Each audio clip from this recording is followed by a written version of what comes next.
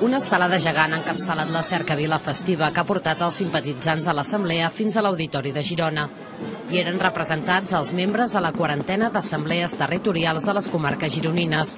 És un moviment aliè als partits polítics que vol conscienciar la societat de la necessitat d'un estat propi.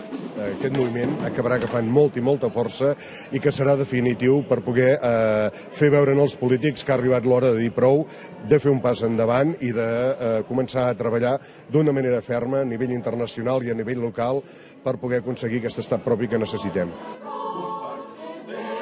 1.600 persones han omplert l'auditori on s'ha fet l'acte central de l'Assemblea a les comarques gironines. Darrere l'escenari un marcador, un comptador en temps real dels diners que, segons els organitzadors, mentre dura l'acte, marxen de Catalunya per l'espoli fiscal. Via fora, que tot està per fer i tot és possible. I jo afegeixo, i nosaltres ho farem. I ho farem perquè volem. Ho farem perquè podem i ho farem perquè sabem com fer-ho.